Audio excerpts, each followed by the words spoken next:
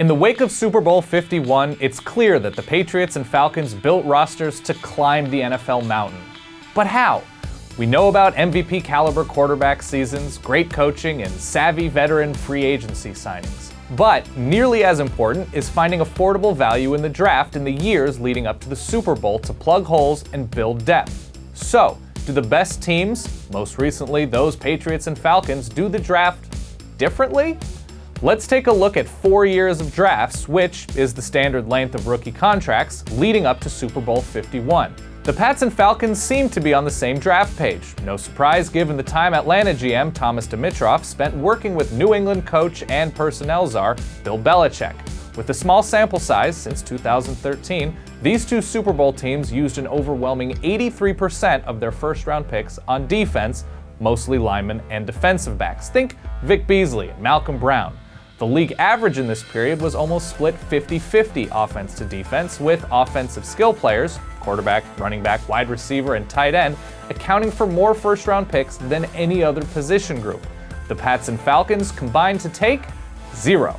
On day 2, so rounds 2 and 3, the clear focus was still defense, namely defensive backs at almost twice the league average rate. Hi Logan Ryan and Robert Alford. But when either the Patriots or Falcons took offense, it was overwhelmingly skill talent. Hey Tevin Coleman, at right around the average league rate, with Super Bowl 51 teams all but ignoring the offensive line far below the league average rate. On day 3, so rounds 4 through 7, the Pats and Falcons still combined to take more defense, though barely, with a noticeable jump at linebacker. The overall offense-defense ratio is much closer to the average league ratio, still around 50-50.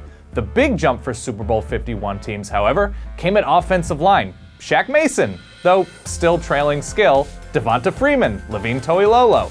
The gap between the offensive position groups was closer than the league average.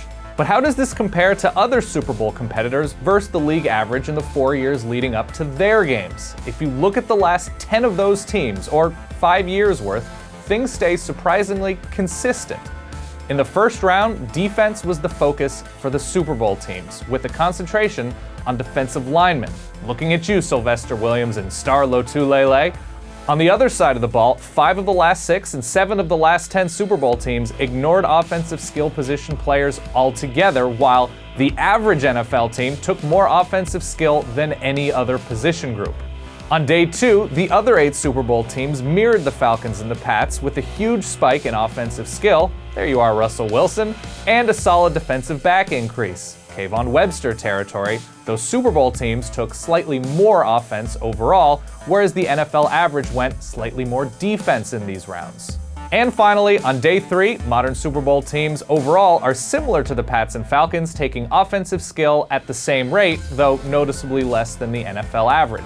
On defense, the best teams have focused on the line and secondary, welcome Richard Sherman and Arthur Jones, more than the Pats and Falcons and slightly more than the league average. So yes, the NFL's best do things differently. They focus more on defense early and late, they don't get seduced by offensive flash early, and then the simple part, figuring out how to actually win games. Happy drafting, everyone!